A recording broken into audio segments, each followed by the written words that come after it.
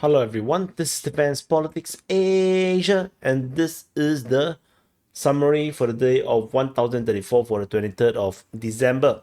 We're going to start off as usual in the Kursk front. So over the Kursk front, there is some interesting developments over in the western flank. For the first time, we have fighting being reported at Loknia by the Russian forces. So which might suggest that the Russian forces might have advanced in this sector. So I'm going to zoom in a little bit. So Russian forces may have advanced in this sector towards Loknia. Otherwise, the other situations remain pretty much the same at Lebedevka, Svetikovo, Nikolaevo Darino, Alexandria, Leonidovo, Nikorsky, and Viktorovka. So this is the western flank, which with Loknia being the new thing. So as we zoom out a bit, there's the latest frontline changes showing Russian forces moving towards Viktorovka. So this is significant. This all contributed with the loss of Kulenkoe by the Ukrainian forces. And in the northern flank, Novaya Sorokina was mentioned. There's some fighting around the north as well. So we will continue to see how this continue to play out. And I did put up a video on the main channel. Deep State UA is confirmed to be in trouble, but unfortunately, it's not. It's not unfortunately, but it's more like it's fortunately they did not die from a Russian missile strike, which I thought they might have, but unfortunately, it's just as bad. The commander of the Ukrainian armed forces, Sersky, is going after them, and they're planning to shut them down and send all the guys to become infantry. Yeah, which is pretty depressing as well. So much for all their cursing of the Russians. No, it doesn't help them. Though you can curse all you want against the Russians, in the end, the one that will make you die is the Ukrainians themselves, is their own people. So fighting on the eastern flank, fighting is reported at Martinovka, Chekhovskaya, Konopelka, as well as at Krylovka. So that's all from the rest of the Kursk front. If we move into the Kharkiv front, or the Kharkov, blah, blah. So over this front line, it went much more quieter. Fighting is reported was Chance, shelling is reported was Chova, so suddenly went very quiet. Nothing over the Kosacha Lopan sector, and there's also shelling reported over at Lebedivka here, which is like out of nowhere. So whatever it is. Moving into the Voreshna front, we have fighting reported at Kindrashivka and at Voreshna itself. There's not much updates. Well, I definitely have to start to look for a new source of mapping again, and unfortunately, we have already done this before, and the other mappings outside of Raiba and Deep State UA and maybe Surya maps is largely not as reliable. So yeah, so we're gonna see a lot more corrections in the near future as I start to include mappings from other sources. So that is what is going to happen. We shall see how this goes. If not, we're going to run out of mappings run out of intel to do mappings. At the Kupiansk front, there is fighting reported at Petropavlivka, so nothing else. Moving the Pischane front, the Russian forces are attacking at Kolesnikivka, Zarizove, Bohuslavka, Novokrylakivka, and Lozova, with Russian forces claiming, this is a Russian claim, by Ryba, that they have taken the entirety of Lozova. Russian forces also geolocated at Zarizove, confirming advance in Zarizove itself. This is a pretty big movement, I would say. Not very far, I think this is just around a kilometer, almost a kilometer advanced by the Russian forces. So, but with this, could also mean that Zarizove is on the verge of capture, which is also probably a good reason why Bohuslavka and Novokrylakivka is more prominent in terms of the reporting, because the Russian forces is already moving away from Zarizove. They're probably still fighting in that region because there's still some forests along the river.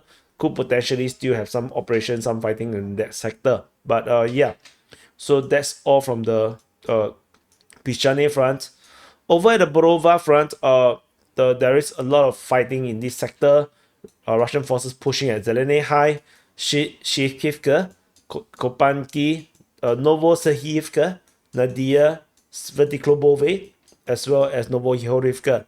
So a lot of crisscrossing, a lot of like uh, shaping operations in this sector as the Russians try to simplify the front line. So, but it's definitely still looks pretty bad. I think yeah, we shall see how this develops. Oh, we move on. Over in the Sverdlovsk front, we have I think reported at Kharkivka and Makievka, but that's about it. Maybe I should change the name to the Kharkivka front or something, but let's see. Moving into the Liman front, we only have fighting reported at Ivanivka and Terni. So that's all. Nothing much. Everything else here went quiet. Over in the Sivas front, the upheaval, suddenly there was so many attacks being reported as I mentioned yesterday. Yeah, turned out to be true. That is just a one-off. And we have fighting reported still at Kharkovivka and Bilohorivka, but the rest of the front line went quiet. So yeah, yet another moment of just another diversion. Over in the Bakhmut front, we have fighting reported at Chasivya, Stuposhki, Priteshny, as well as Bilahora. So that's all. As I always say, don't expect too much from the Bakhmut front.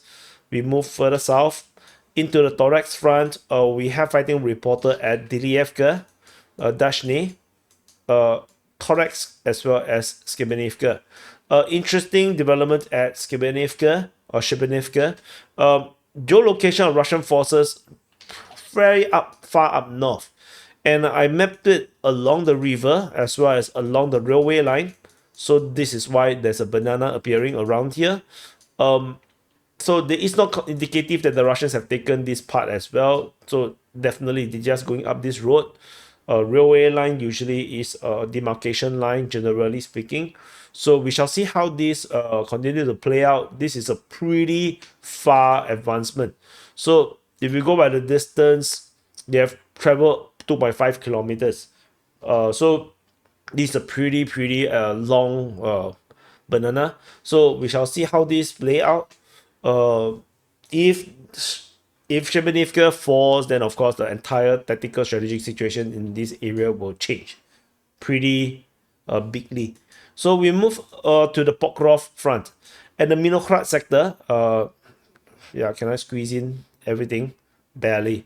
So at the Minokhrad sector, Russian forces attacking at Vozdevzenka. We haven't seen this place mentioned for a long time. Mariulyubivka, Promin, as well as Lysivka. So there is geolocation of Ukrainian forces getting struck by FPV drone in the south of Minokhrad, but nothing particularly special about that. This is just another day in the office. Moving into the Pokrov sector, there is fighting reported at the Chanske, Zeleny, Virozhenia, Shevchenko, towards Pokrov, Pischany, Vovkove, with Russian claiming some advance around a lake. Novovasilivka, with advance being mentioned here as well. Uspenivka was this the first time Uspenivka mentioned in this sector. So the Russians are still continuing to expand all this area, with the main core idea is to establish a front line probably along this railway line and destroying this communication route along the highway. So that is the main Russian objective in this sector. We move further south over in this Pushkine sector. Fighting is reported at Novoyehorivka, Novoolenivka. There's some updates, some Russian claims in the north of Zoria, and the fighting is reported at Zoria, basically, which is a reflection of this fighting in this sector. We move further south. So over at the Kurakove sector, we have fighting reported at towards Andrievka, Petropavlivka, Solntsevka. I think Petropavlivka is the first time being mentioned. Yes, this is the first time we have seen Petropavlivka in this sector being mentioned. Fighting is reported at Stariturny, Dashny, as well as Kurakove. So this sector continues to be like a hellhole. Really terrible place. So yeah, it is what it is. Moving further south into the into this. I'm not even sure what we should call this now. The Constantinople sector. Fighting is reported at Constantinopolske. Sukiali, there's some geolocation confirming the previous mapping.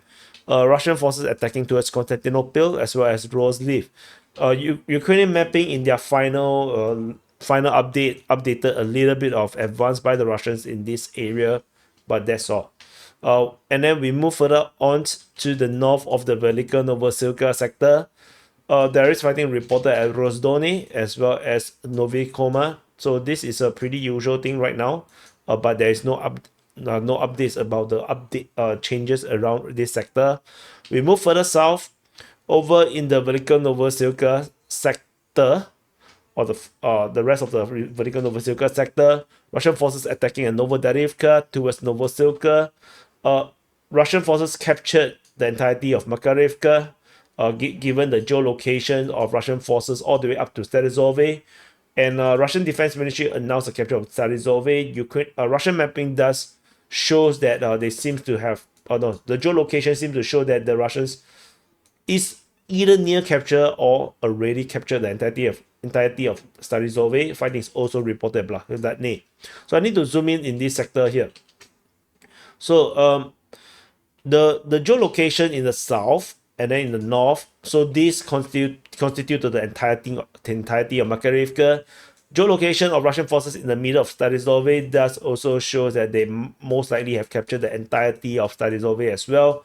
I don't believe the Ukrainian narrative that there is Ukrainian forces surrounded in Makarivka. I don't think it makes any sense.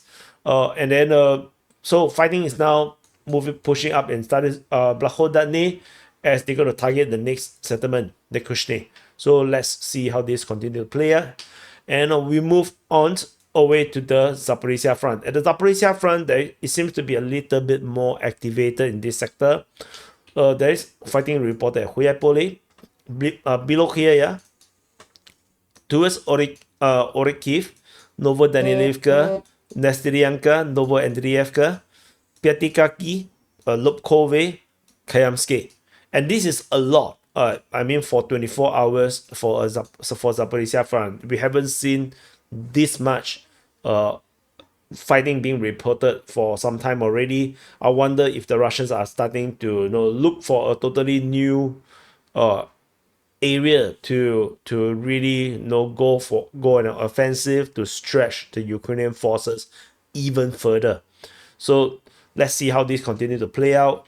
There is some updates in the front line over at Kayamske, with the Russian mapping conceding more grounds further in the north, in the Kayamske region, with the Ukrainian forces taking more grounds in this area.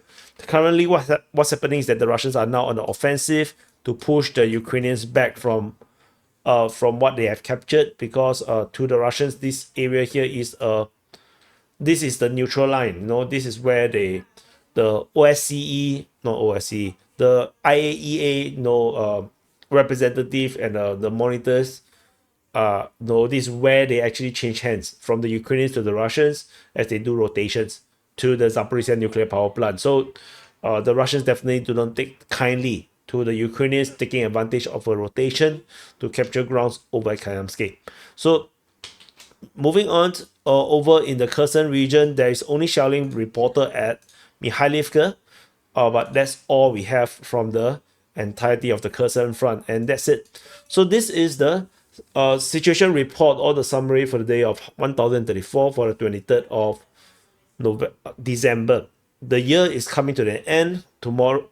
Today is the Christmas Eve. So Merry Christmas to you guys. Have a great Christmas dinner for those that celebrate Christmas.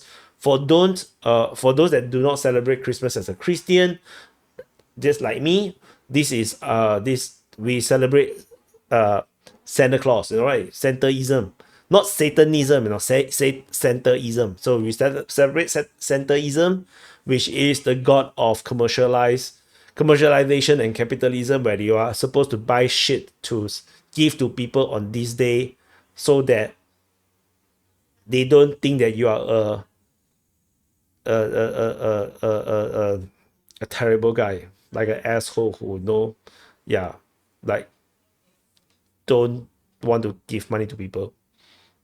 Yeah, something like that. I can't think of that English word. It's dropped out of my brains. So anyway, Merry Christmas to you guys. And I'll see you guys on Christmas. For the next tip wrap. But I will be doing other mapping, other report things. So I'll see you guys later.